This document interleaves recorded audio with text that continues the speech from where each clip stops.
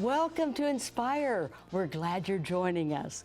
On this show, we're featuring women who have had impactful careers in sports. We'll be speaking with a woman who has had a remarkable career coaching at the collegiate and professional level and even higher than that. And we'll speak to a professional volleyball player you may know who has traveled the world playing that sport. Coming up next on Inspire.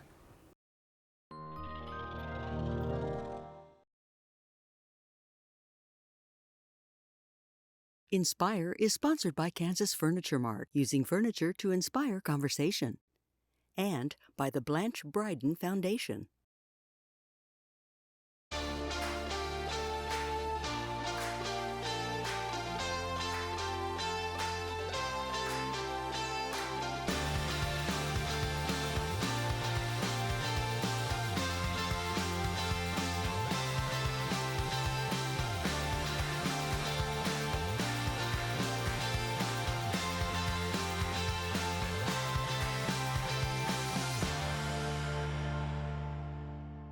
Hello, welcome to Inspire. We are so glad to be back with you. Betty Lou Pardue, Amy Kelly, and of course Danielle Norwood, and you. We wouldn't be here without you, so thank you so much. You're going to love today's show. It's all about sports and the women who have helped break barriers in the athletic field.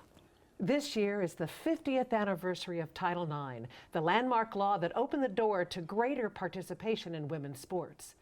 On today's show, we're talking to Linda Hargrove, a woman who's had a remarkable career in sports, coaching in several newly created women's athletics programs at Cowley College following Title IX passage, and serving on the coaching staff of the '92 Barcelona Olympics women's basketball team. Linda served as head coach of the women's basketball team at Wichita State University from 1989 to 1998 before going on to a career with the Women's National Basketball Association, serving as a scout, then assistant coach, and finally as general manager with the Washington Mystics. Linda, welcome to Inspire. We're so glad to have you here with us today. And also joining us today is Kaylee Manns, a professional volleyball player who has spent most of her career overseas, playing for teams in Norway, Turkey, Brazil, Switzerland, Albania, and the Philippines, Puerto Rico, and Germany. She's now back stateside playing volleyball as part of a new innovative sports league. And we love Kaylee Manns. We love you too, Coach, but Kaylee Manns is a local girl, and this is so cool. And Kaylee, I'm so glad to see you all grown up, because I remember you as a young girl with a dog named Bear, and your mom taught sports, and everybody, her dad is the incredible Mike Manns, who Hooker still calls, Manns. Hooker and Manns from KMAJ, and also he calls all the high school sports, football, basketball, everything. So it is so cool. It's no wonder that you got into athletics. Did you have any other choice? No, did not. Nope. So tell us what got you intrigued in volleyball, because there's basketball, there's track, there's so much more for women now. Yeah, it's I would say when I was playing, volleyball wasn't as popular as it is now. So I played soccer, club soccer, club basketball, club volleyball, but the sport I played the least was actually volleyball. And look at you now. And Coach, I want to ask you about how you got into high school basketball, junior high basketball. Was it something you had a passion for, or is it something you just kind of stumbled upon? How did you get involved in girls sports? Well, I actually didn't even have opportunities. I was in high school in the 60s before Title IX, and didn't know I even had an aptitude for sport until I went to a Cowley County play day and found out that I could outrun any boy in the county. High school principal took an interest in me, and I started a track team with my baton teacher's coach, or her father, and kind of got started in track back then. But there were really no opportunities for me to play basketball or volleyball or any of the team sports. I was involved in track and a club level.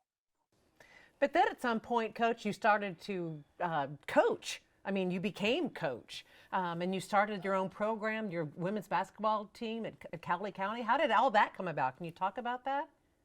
Yeah, I went to Cali. When I graduated from high school, I actually had a national high school record that I didn't find out about until I was a sophomore in college.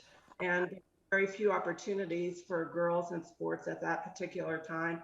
And my dad said, I think you'll go down to Cowley County Community College. And my response was, but they don't have a track team. And he said, your high school didn't have a track team either. If you want to do something, go down there and start it.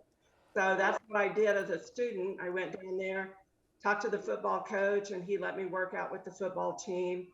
Our president took me and one other girl to some meets. And then my sophomore year down there, I recruited the county and had eight people that were on our team. And we ended up winning the Oklahoma State relays, the Wichita State relays with just these 8 girls.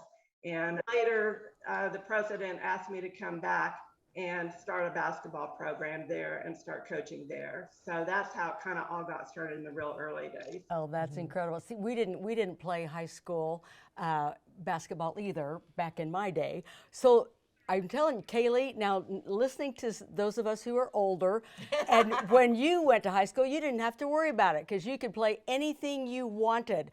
How do you feel about how far women's athletics have come? And look, you've been all around the world.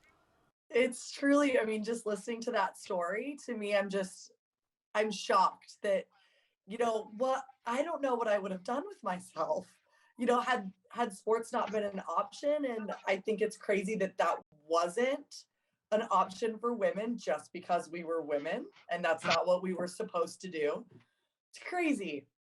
Well, talk about your time as a professional volleyball player, because I know back in the day, once people got out of college, that was pretty much it. And now you're playing pro volleyball. Talk about that and your experiences. Yeah, it's definitely something that wasn't, not as many people did it and it wasn't as known. Definitely as when I started, it was kind of like I was one of the first people, if not the first, from Iowa State to go play professionally. Quite a few others have gone, after me, which is so cool. But there isn't really another option, or hasn't been, in the States to play unless you play beach volley.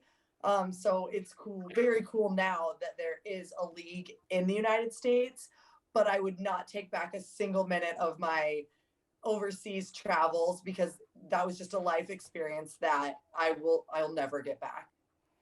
That's wonderful. I do have a question for Coach. I'm very curious, Coach, because I want to make sure we get into this, because you were the head coach at Wichita State. You also a coach for the Washington Mystics. Am I saying that correctly?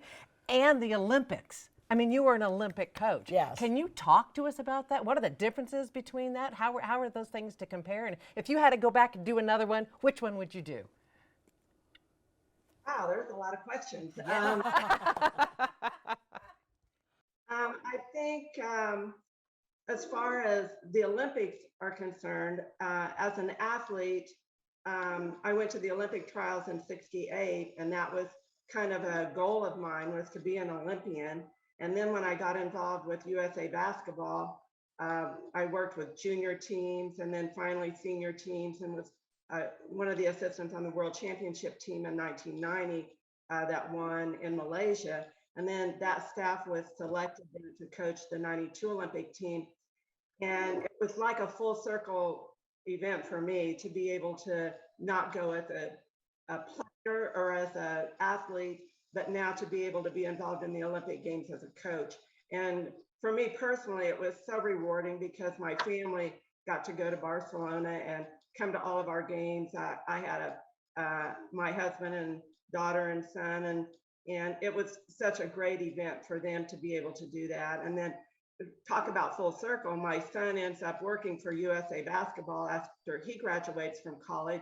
And I'm in the WNBA now and go to Australia to scout there. And my son Brian is getting me tickets to go to different events, as I helped him get tickets in '92 when we were in Barcelona. But it was just one of those great experiences.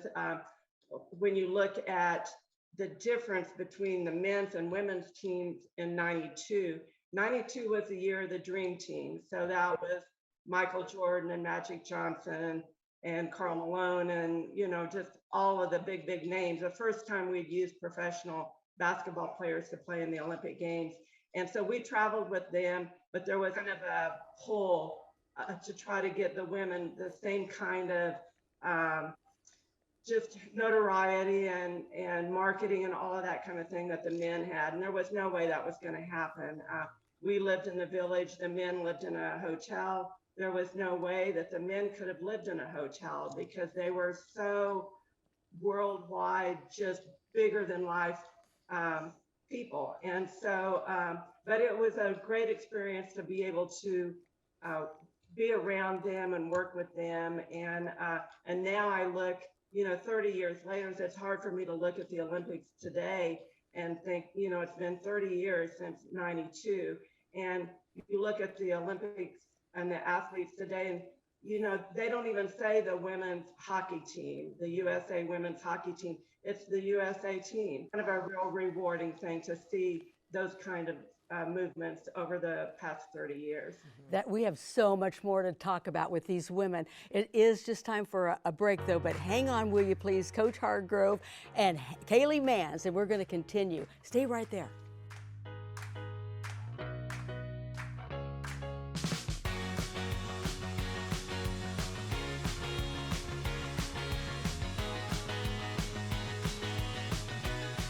And we're back with our guests, basketball coach Linda Hargrove and pro volleyball player Kaylee Manns. Kaylee, I've got a question for you. What kinds of things can we do, those of us that are not actually in the profession, to increase visibility for women athletics, particularly women professional athletics? I would say a lot of it goes into the viewership, as well as kind of the social media following. You see players like LeBron James or literally Steph Curry, anyone, and millions and millions of followers, people commenting on everything, people interacting on their social media platforms. That's huge. And then, don't just talk about how you want women to be more advanced and get more opportunities. Be about it. Watch sports. See who they're sponsored by. Buy those items. It's a lot more of doing than just saying. And I think that we're still in a little bit of a place like, yeah, I want women to have those same opportunities, but then not much is done. Mm-hmm. Right. Let's go a step further. Then you have a new exciting thing to tell us about, don't you? What's that? Well, that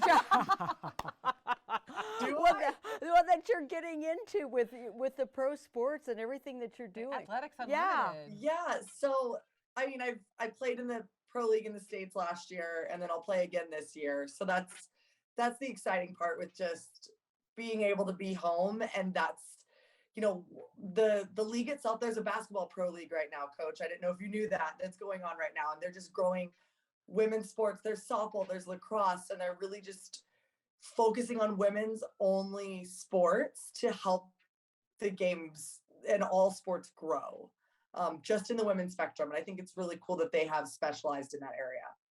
So how can we watch you? How can we support you and watch what it is that your teams are doing? Yeah. I know that last year all of our games were on like Fox Sports, FX a lot, everything's YouTube streamed. But we do have some major network sponsorships, which has been a struggle. I know for women's volleyball, you can see the championships, but a lot of times you can't see much else.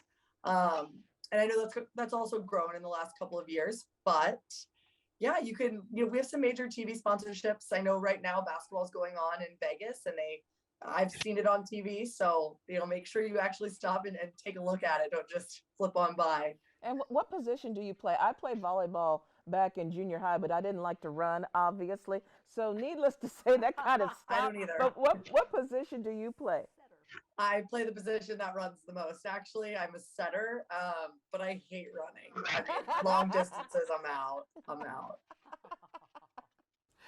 Coach, I've got another question for you.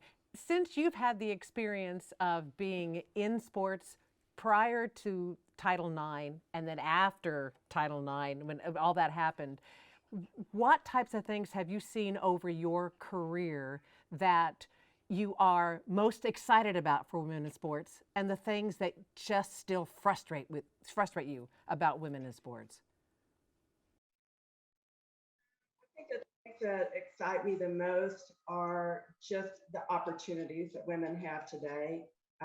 Like I said, when I graduated from high school, very few college or university scholarships were available. No opportunity to even play in high school. You had to kind of be involved in some clubs to be able to play anything. And so the opportunities that women have now, and even from the time I coached at Wichita State at the beginning, like 89 to 98, and then after I retired from the WNBA, I had been retired probably 7 or 8 years, and they asked me to come back and finish a year.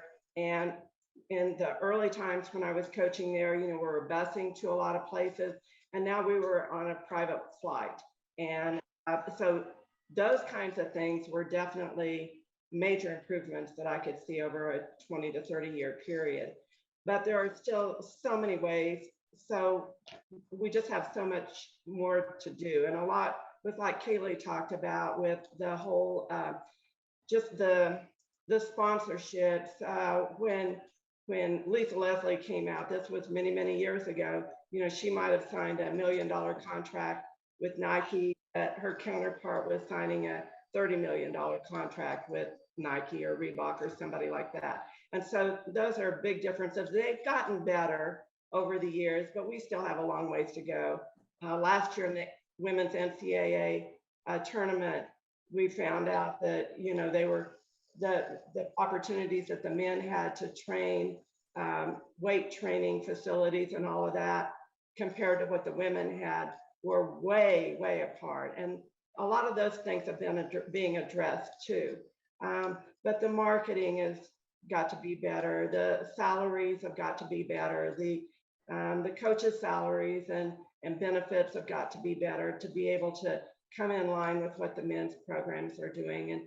And we've got a lot of work to do to get there. I mean, we've got to grow our game and get more people in the stands. There's always the argument that when we bring in that kind of revenue, then we'll be compensated for it. But, there's a fine line there. We've got to make it all work and come together. And hopefully before my lifetime is over, it'll be there. Well, I want to thank you for being such a major trailblazer for women's sports. And how good does it make you feel sitting there and knowing that Zooming with you is Kaylee Manns, and she has gotten to kind of stand on everyone's shoulders and get out there and travel and be part of a professional sport that's actually known worldwide now, and not just women's volleyball, it's Volleyball USA. Absolutely. I mean, it's just so rewarding to be able to see young people like Kaylee realize their dreams and have those opportunities. And it's taken a lot of work on her part to get to the level that she's at, but the opportunities were there for her. And I look at my grandkids and they have those opportunities now that I didn't have. And my kids had it, and my grandkids have it, and their grandkids will have it. And it's just very, very rewarding and exciting to see the growth over the last 30 to 40 years. And there's additional sports being added, like girls wrestling, which to me is fascinating. Talk about that. Well, I don't personally know a lot about girls wrestling, but I know there was a state tournament this year, and we just keep expanding sports. And again, just to have opportunities so that young women can be involved in what they want to be involved in and can reach their dreams. It's just very exciting to see. And you're both from our viewing area. So Kaylee, could we start with you and maybe say a shout out to your friends back here at home in Topeka, in the viewing area? Hey guys, I'll be back in March, so excited to see you all. I want to say hi to my family, my nieces, everybody. I miss you all. And Coach, you too. Come on, Coach, you're in the area. Got those Shockers fans out there.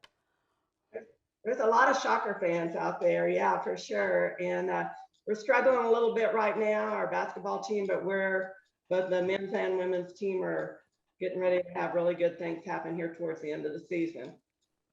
Well, we're excited for everything that both of you all are doing. Thank you for what you've done for sports in general, not just women's sports, but sports in general. And we are getting ready to take another break. Coming up next, we're going to take a look at some women who are staying active in their golden years, playing the sport they love. We're going to be right back, so please stay with us.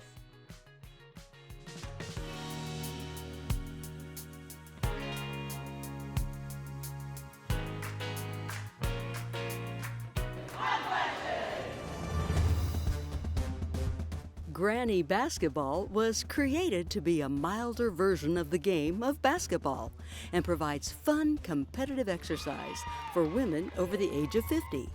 The founder of Granny Basketball is a woman by the name of Barb Trammell, and her father was a coach and coached teams back 100 years ago. And when she was helping him with his memoirs and she heard about the prissy rules, she thought, well, I could play this, and you know, she's in her 60s. So. But it really is a safer form of the game. Our costumes also are of the period with our bloomers and the collars with our numbers on the back. Granny basketball is played true to traditional 1920s 6-on-6 basketball rules and maintains the history, uniforms, and culture of the games of that era while ensuring the safety of older players. Well, in Granny basketball and back in the day, the rules were much more gentle. But there's no running, no jumping, no touching. You only get 3 fouls. The court is divided into 3 sections, so there's 2 forwards, 2 centers, and 2 guards for each team. And you have to stay in your section, so it helps with all the running. I mean, you can't run, you can hurry. So, but it makes it a lot of fun. It's still a challenging game to play. A throwback to a bygone era, the Granny Basketball League plays 6-on-6 games, utilizing 1920s-style play and uniforms. The Granny Basketball League welcomes players of various ages, experience, and ability. My name is Pat Connor. I'm 90 years old, and I play on the Kansas Gray Tornado team.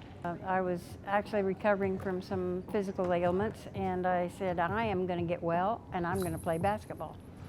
It's a team for ladies that are 50 years old and older, and we can't run, we can't jump, and we can't only dribble twice, and we play very safely, so everybody of all ages can play.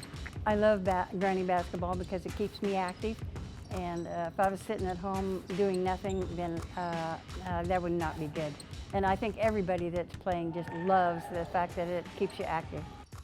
The Granny Basketball League plays numerous scrimmages, games, and tournaments throughout the year, and occasionally play the halftimes of collegiate basketball games.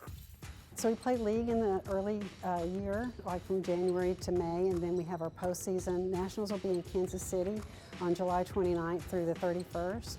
And then there are other tournaments that we have in Kansas and in Iowa. Be on the lookout for Granny Basketball, coming to a court near you.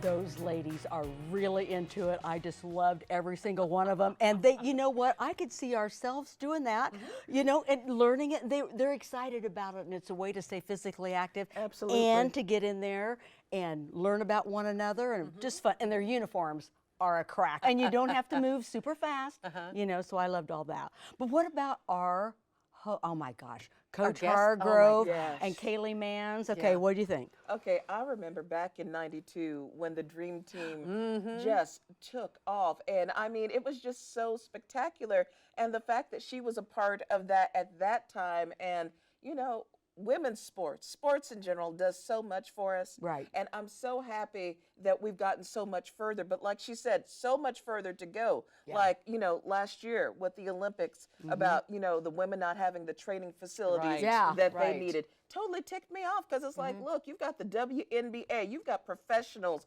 who are giving their time to actually be a part of the Olympics. And this is how we treat people. Yeah. So there's so much more to go. But I'm glad that at least we're in the game now as it is. I'm glad they showed that off too, because we might not have known it had not the players shown us exactly the differences that this was not cool. Exactly. Sad looking turkey sandwiches that they gave those, you know, those players. That was horrible. Everybody's probably going, yeah. But okay, so remember that I thought was so cool. Kaylee Manns didn't even have the concept of what going to school Exactly. without sports would have been. Yes. And I thought, boy, look at how much has changed over the years. But yet, And how many athletes have we lost? Yes. How Oh, many yeah. professional, fantastic, incredible, inspiring women athletes have we not nurtured and encouraged? You know, up till 1972. Absolutely. When I was born, hello, if that gives you some idea, I'm getting ready to be 50 this year. So think about the fact that it's 50 years since should not that's take that become, long. it should not take that long. And any improvements that we make definitely should not take that long to be implemented. And I need to do a shout out. Okay. Okay, so my own shout out is to Chanel Stiers. She and I went through grade school, junior high, high school. She was a major college athlete for Kansas State in the women's basketball program. And she went on to the WNBA, to the Wow. Minnesota Lynx, and now she's coaching in California. And again, just think, at the time that Title IX was coming into play, we were being born. And now look at all of the things that she's able to do in her professional life. And so, you know, shout out to Title IX. And you even said that Title IX was not supposed to be about sports. No, Am I it wasn't correct? intended to be about sports. It was a way to address the sexual harassment and sexual assault on campus, a way for students, female students, to have access to the federal courts. And there was an early amendment that didn't pass, which was to exempt athletics from Title IX. Wow. And now you think of Title IX and you think of athletics. Absolutely. Oh my gosh, there is so much to cover. You guys get out there and watch some women's sports. Support them. That is all the time we have for today. But you can continue it, and we hope you've loved it and been inspired by today's conversations featuring women making moves, and there's the pun in there, for World of Sport. Reminder, you can watch this program again at watch.ktwu.org. And if you are so inspired to learn more about our guests, find out what is coming up on future shows, and get access to additional content, be sure to visit our website at ktwu.org/inspire. Inspiring women, inspiring you, and inspiring athletes on KTWU. Thank you for watching.